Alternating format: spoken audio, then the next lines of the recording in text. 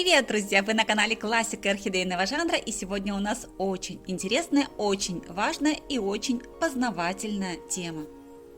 Тема важная, тема фундаментальная и тема основополагающая для нормального роста, развития и цветения орхидей. Почему на наших экранах Ванда? Мы что, не будем сегодня говорить о фаленопсисах? Нет, друзья, мы как раз таки будем говорить о них. А Ванда на ваших экранах, потому что это самый светолюбивый и самый световосприимчивый вид орхидей. Но говорить мы сегодня будем, конечно же, о фаленопсисах. Многим из вас известно, что определяющим фактором нормального функционирования растений является свет. Именно он запускает основные процессы и побуждает корни впитывать влагу, сосуды направлять и перераспределять вещества в тканях, меристему, делиться и образовывать новые клетки. Друзья, запомните, три важных процесса протекают в растительных организмах под воздействием света. Это фотосинтез, фотоморфогенез и фотопериодизм. Друзья, пожалуйста, не пугайтесь всех этих умных слов. Я попытаюсь каждый из этих процессов объяснить вам простым и доступным языком. Все зеленые растения на планете, в том числе и орхидеи, фотоавтотрофы. То есть они синтезируют органические вещества из неорганических с использованием энергии Солнца, световой или лучистой энергии. Приведу простой пример. Представьте, что орхидея – это многоэтажное здание, где каждая новая пара листьев – это очередной этаж. То есть орхидея – это большая стройка, и для того, чтобы построить что-то новое, орхидее нужен строительный материал. Для орхидеи это углекислый газ и вода. Так же, как на обычной стройке, это кирпичи и цемент. И все это она не сможет использовать, пока орхидее не будет светло. То есть пока на ее листовые пластины не будет попадать достаточное конкретно для этого растения количество света. Вот не могут же строители на стройке работать в темноте? Не могут. Вот и орхидея, друзья, не может работать без света, без достаточного количества, качества света и продолжительности светового дня. Почему этот вопрос особенно остро встал именно сейчас? 22 сентября в этом году в северном полушарии наступило осеннее равноденствие. В этот день продолжительность светового дня и ночи сравнялись. Осеннее равноденствие приносит астрономическую осень в северное полушарие Земли и весну в южное. Осеннее и весеннее равноденствие считаются астрономическим началом соответствующих времен года. Промежуток между ними называется тропическим годом. И вот, начиная с 22 сентября и до 22 декабря, световой день в северном полушарии будет планомерно, но четко уменьшаться. И вот эта ситуация как раз-таки на благо нашим орхидеям не пойдет. Почему? Потому что каждый день у них будет все меньше и меньше времени, чтобы продолжать свою стройку, чтобы накапливать и использовать как можно больше строительного материала на построение новых клеток, клеток корней, клеток листьев и клеток цветоносов. Какой должна быть эта продолжительность светового дня для орхидеи, чтобы она успела и накопить, и переработать весь строительный материал? Для этого, друзья, конечно же, мы должны понимать тот ареал обитания орхидей, в котором она существует в природных условиях. Как все мы знаем, в основном наши любимые фаленопсисы произрастают в естественных условиях в тропических преэкваториальных лесах. В этих местах на островах Ява и Борнео круглый год день и ночь приблизительно равны. То есть световой день в обычных естественных условиях у наших фаленопсисов равен 12 часам. Зачем нам эти природные условия, скажете вы? Ведь наши фаленопсисы и природу-то никогда не видели. Они всю жизнь свою выросли или в теплицах, или в домашних квартирных условиях. И вот здесь, друзья, мы подходим ко второму очень важному процессу, которому подчиняются все орхидеи в процессе своей жизнедеятельности. Эти процессы заложены в них генетически. Итак, второй очень важный процесс, который происходит внутри орхидей, называется фотопериодизмом или реакцией растений на длину светового дня. Так, друзья, фотопериодизм – это физиологическая реакция растения на продолжительность ночи или темный период. Одним из основных проявлений фотопериодизма является реакция зацветания растений. И вот, друзья, сейчас мы подошли к очень интересному моменту, шокирующему моменту. Почему в основном в северном полушарии у нас в квартирах растения начинают выпускать цветоносы, орхидеи начинают выпускать цветоносы, когда день и ночь сравниваются, то есть осенью. И почему именно в нашем северном полушарии так актуальны вопросы досветки или продления светового дня для орхидей? Сейчас, друзья, мы с вами займемся анализом. Для анализа я выбрала продолжительность светового дня 3 различных регионов. Это Тайвань, там, где выращиваются подростки наших орхидей. Это город Владивосток, там, где проживаю я, и город Москва, на широте которой располагается основная часть городов России. Будем смотреть календарь восхода и захода Солнца и оценивать продолжительность светового дня на 22 июня, день летнего солнцестояния, на данный момент, октябрь 2021 года, и в день зимнего солнцестояния, то есть 22 декабря. Итак, друзья, в городе Тайбэй, что на Тайване, на 22 июня длина светового дня составляет 13 часов 41 минуту, что в принципе соответствует или чуть больше естественным природным условиям существования фаленопсисов. На ту же самую дату во Владивостоке длина светового дня составляет 15 часов 22 минуты, что уже на 3 часа и 22 минуты превышает допустимую норму, то есть больше, чем в природных условиях произрастания. И вот уже на эти 3 часа световой день орхидеи можно было бы уменьшить. А вот теперь, друзья, посмотрите на длину светового дня в Москве, также на 22 июня. Она составляет уже 17 часов 33 минуты, что на 5 часов и 33 минуты больше фотопериода для орхидей. А это значит, что в такую продолжительность светового дня орхидея цвести не будет, не должна, не заточена. И поэтому летом чаще всего орхидеи не цветут. Идеальным временем с точки зрения фотопериодизма орхидей является сентябрь или 22 сентября, когда день равен ночи. Именно тогда запускаются естественные процессы внутри орхидеи, и растение понимает, что пора переходить к цветению и пора прекращать интенсивный вегетативный рост. Итак, друзья, внимательно смотрим, что происходит потом. В Тайване в октябре длина светового дня составляет 11 часов 30 минут, что снова практически соответствует природным ритмам орхидеи, то есть около 12 часов. В этот же самый момент длина светового дня во Владивостоке уже 11 часов, что тоже в принципе неплохо, но уже можно начинать продлевать длину светового дня, доводя ее до 12 часов. В Москве длина светового дня на этот же момент уже 10 часов и планомерно снижается, а это значит, что растениям уже не будет хватать длины светового дня для нормального функционирования. Здесь уже критично стоит вопрос о досветке. Длину светового дня нужно увеличивать. В декабре, друзья, в день зимнего солнцестояния ситуация еще более усугубляется и, к сожалению, не в нашу пользу. Если в Тайване длина светового дня по-прежнему относительно хороша, то есть 10 часов и 34 минуты, то уже во Владивостоке длина светового дня составляет всего 9 часов, то есть 9 часов, друзья, зимой у нас светло и 15 часов темно. А это уже очень плохо, это уже не позволит орхидее хоть как-то нормально функционировать, и без досветки не обойтись.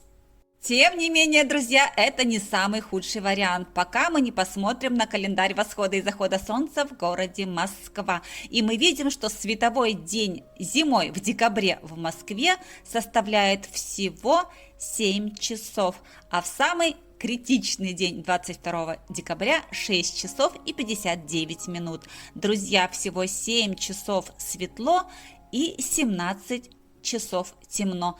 Для орхидей это просто кризисные, просто стрессовые ситуации, просто стрессовые обстоятельства, при которых орхидея может даже погибнуть. Она впадет в период покоя, в период стрессового покоя и будет выживать, будет ждать лучших времен, будет ждать наступления весны. Развиваться в таких обстоятельствах орхидея не сможет. Друзья, уже сейчас появляется все больше и больше комментариев о том, что у орхидеи гниют корни от воды. Если вы будете встречать такие комментарии на этом канале или на каком-то другом, напишите автору комментария, что корни орхидеи гниют не от воды. Корни орхидеи гниют от недостатка света, от недостаточной продолжительности светового дня и от недостаточной его интенсивности. Корни орхидеи от воды не гниют. Корни орхидеи гниют от недостатка света. Запомните это очень отчетливо и очень хорошо. При достаточном количестве света листья орхидеи дают сигнал корням активнее качать воду из влагозапасающего слоя виламена к центральному стержню. В противном случае вода в виламене застаивается и, конечно же, при этом гниет. Поэтому, друзья, срочно в электротовары за светильниками для дополнительной подсветки ваших орхидей. Если вы не знаете, какой светильник купить, какая должна быть цветовая температура у данного светильника, или не знаете, как правильно организовать досветку, пройдите в плейлист «Фаленопсисы. Вопросы по уходу» и найдите в нем видео о подсветке или досветке орхидей. В этом видео масса интересной и полезной информации о дополнительном освещении для орхидей. Очень много вопросов в комментариях, друзья, касается того, как оставить дополнительное освещение, когда вы на работе, когда вы в отпуске, и как правильно соблюсти ту самую необходимую продолжительность светового дня. В решении всех этих вопросов вам поможет таймер. Таймеры бывают разных видов. Бывают механические, бывают электронные, бывают с удлинителем, бывают сразу включающиеся в розетку. Разные таймеры, но функция одна. Включиться в нужное время и отключиться, когда растениям положено отдыхать. Приобрести такие таймеры можно самыми разными способами. Обратиться в электротовары или же заказать их через интернет. С помощью фотопериодизма или цикла жизни фотопериодичных сортов можно добиться небывалых чудес. Увеличив длину светового дня до 18 часов, можно перевести растения в стадию активного вегетативного роста. Это полезно знать тем, кто выращивает подростки орхидей, которые получают в очень маленьких размерах 1,7 или 2,5 дюйма в горшочке. Об этом мы еще будем говорить в одном из наших следующих выпусков. Одно могу сказать, что зная достоверно, на некоторых фермах длину светового дня для малышей увеличивают до 20 часов, и только 4 часа у них остается на отдых. При таком режиме подростки орхидей, как в принципе и любые другие растения, очень активно развиваются. У них очень активна вегетация и, соответственно, они очень быстро растут. Итак, друзья, мы совсем чуть-чуть с вами познакомились с фотосинтезом орхидей, немного остановились на фотопериодизме, а теперь поговорим о фотоморфогенезе. Выяснилось, что свет для растений выступает не только как источник энергии, но и как регулятор роста и развития. Что хочу сказать по этому поводу. Фотоморфогенез в практике растениеводства очень плохо освоен.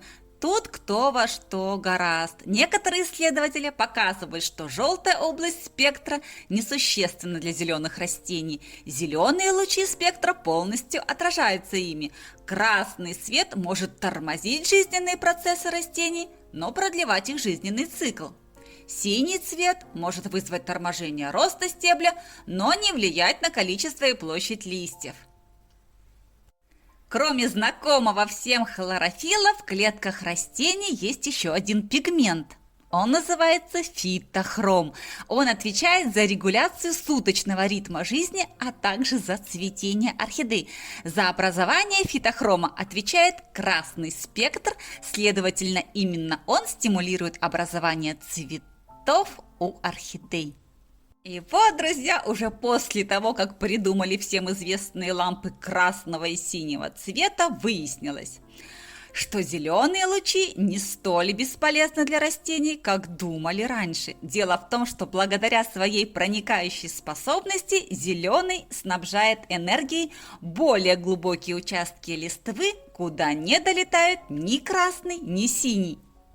Именно поэтому, друзья, в своих предыдущих видео по поводу досветки или подсветки орхидей я вам не рекомендовала использовать специализированные фитолампы, а рекомендовала покупать обыкновенные полноспектральные светодиодные светильники. Существует несколько оптимальных схем освещения.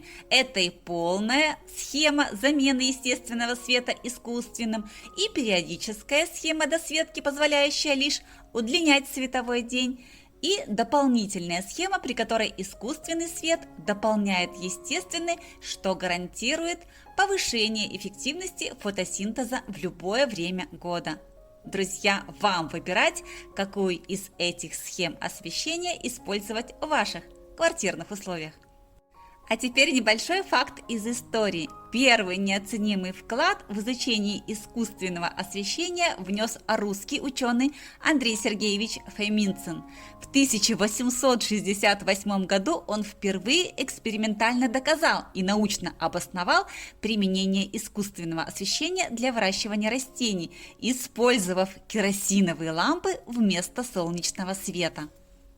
При всем при этом, друзья, я хочу заметить, каким бы продолжительным, каким бы полноценным, каким бы полноспектральным не было искусственное освещение, оно никогда не сможет заменить нашим растениям естественного природного солнечного света. Только у этого света есть особенная спектральность, особенное влияние и особенная необходимость для наших растений. И вот здесь мы пару минут уделим вопросу приучения растений к прямым солнечным лучам, к естественному солнечному свету. Часто орхолюбители бросаются из крайности в крайность. Они сразу с северного окна, с северного содержания своих растений переносят их на южные окна и оставляют их на длительное время, а потом жалуются, что листья их орхидей обгорели. Друзья, я уже неоднократно говорила и скажу вновь. Не делайте резких движений. Любые перемены в жизни орхидеи должны происходить постепенно. Так же, как с вами, если что-то резко поменять в вашей жизни, вы выйдете из зоны комфорта и будете чувствовать себя не очень. Так и орхидеи. Если резко сменить ее условия содержания, орхидея тоже может впасть в стресс. А этого допускать никак нельзя. Поэтому все перемены делаем поэтапно и постепенно. Сейчас как раз-таки самое лучшее время в северном полушарии приучать растения к прямым солнечным лучам. Почему? Потому что активность Солнца сейчас уменьшается и будет уменьшаться вплоть до 22 декабря, как я уже говорила. Сейчас можно снять притенение с южных окон или переносить с окон другого направления на южные окна на несколько минут, начиная с 15 минут буквально. Принесли на южное окно, растение погрелось, получило 15 минут солнечных лучей и унесли вновь. И так каждый день добавляя по 15 минут. Точно так же, как вы приучаете свою кожу после зимы к летнему загару. Вы приходите на пляж и не остаетесь там сразу на несколько часов. Вы сначала позволяете своей коже привыкнуть к солнцу 15 минут, затем 30 минут, затем 45. И только в этом случае вы не обгорите, а получите красивый и здоровый загар. Такой загар, который получает малышка Phalaenopsis frontera, рожденная в воде. Друзья, она до сих пор жива, чувствует себя прекрасно и получает вот такой интересный загар в виде фиолетового пигмента. Друзья, я призываю вас еще раз все делать с умом и при каждом своем действии включать голову. И тогда никаких обгораний листьев не будет. Растение будет себя чувствовать прекрасно, комфортно на прямых солнечных лучах. Ну а теперь, друзья, я познакомлю вас еще с одним чудом, происходящим в Приморском крае. Если грушепад вы уже видели, то яблокопад вы еще не видели. И вот, друзья, посмотрите. В городе Уссурийск, а точнее в его окрестностях, созревают яблоки. Видели вы когда-нибудь, как созревают яблоки в Приморье?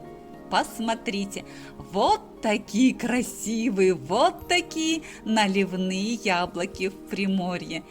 Это что-то невероятное, это что-то очень красивое, а главное, очень сильно сладкое.